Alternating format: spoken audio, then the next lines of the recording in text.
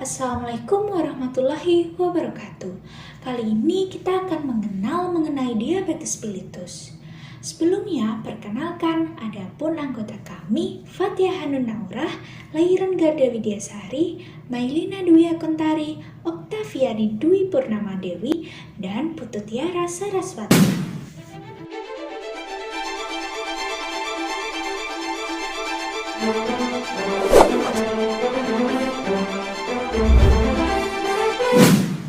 Kejadian diabetes mellitus. Diabetes mellitus menduduki peringkat ketiga penyakit dengan angka kematian tertinggi loh. Indonesia telah mencetak sejarah yaitu menempati peringkat ketujuh dengan jumlah penderita DM tertinggi pada tahun 2019. 90 hingga 95% dari kasus diabetes adalah diabetes tipe 2. Angka kejadian diabetes mellitus lebih tinggi 0,65% pada pria. Diabetes mellitus salah satu penyakit tidak menular atau PTM yang angkanya cenderung meningkat pada usia produktif. Tahu nggak sih apa itu penyakit DM? Penyakit diabetes mellitus atau yang biasa dikenal dengan istilah kencing manis merupakan penyakit menahun yang ditandai oleh kadar glukosa darah yang melebihi nilai normal secara menahun. Sebutan glukosa darah sering dikenal oleh masyarakat dengan gula darah. Terdapat berbagai tipe diabetes mellitus. Tipe yang pertama, DM yang disebabkan tidak adanya produksi insulin sama sekali. Tipe yang kedua, yaitu DM yang disebabkan tidak cukup dan tidak efektifnya kerja insulin. Yang ketiga, gestasional, DM yang terjadi saat kehamilan. Dan tipe lainnya, yaitu DM yang dapat disebabkan oleh pemakaian obat atau penyakit lainnya.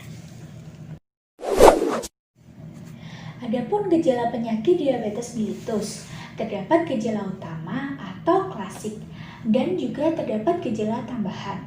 Untuk gejala utama yaitu sering kencing, sering lapar, dan sering haus.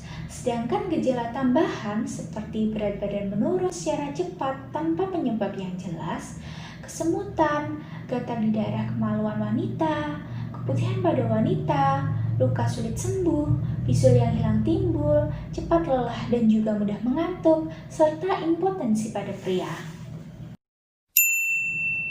Faktor resiko diabetes mellitus terdapat dua jenis. Yang pertama tidak bisa diubah dan juga bisa diubah. Untuk faktor resiko diabetes mellitus tidak bisa diubah seperti usia lebih dari 40 tahun, mempunyai riwayat keluarga menderita diabetes mellitus, kehamilan dengan gula darah tinggi, ibu dengan riwayat melahirkan bayi lebih dari 4 kg, dan bayi dengan berat badan lahir yaitu kurang dari 2,5 kg. Sedangkan faktor resiko diabetes mellitus yang bisa diubah seperti kegemukan, yaitu IMT lebih dari 23 kg per meter kuadrat, dan lingkar perut pria lebih dari 90 cm dan perempuan lebih dari 80 cm.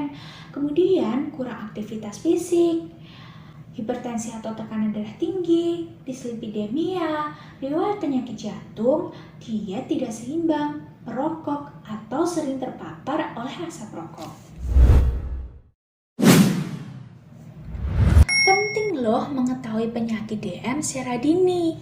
Nah, bagaimana sih caranya? Nah, yang pertama, waspada terhadap gejala.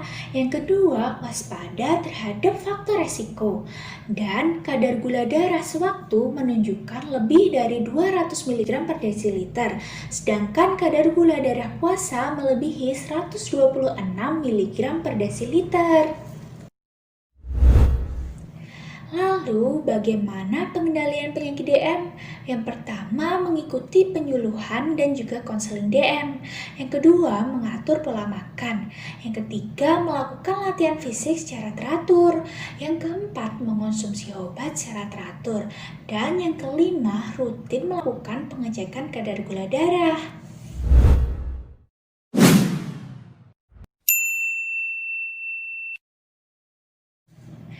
Nah, kita memiliki tips hidup sehat bagi penyandang diabetes nih.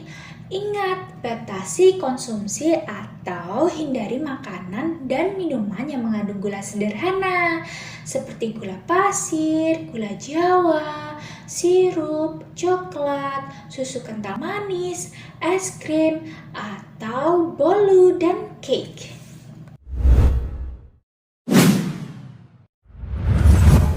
Selain itu, batasi atau hindari makanan yang mengandung banyak lemak seperti gorengan, makanan cepat saji, ikan asin, telur asin, dan juga makanan kaleng.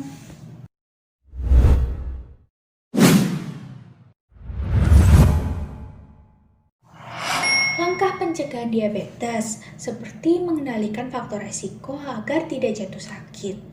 Sadar akan kondisi kesehatan masing-masing individu.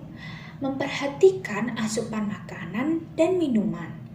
Melakukan aktivitas fisik secara teratur selama 30 menit per hari atau 150 menit per minggu dengan intensitas sedang ya.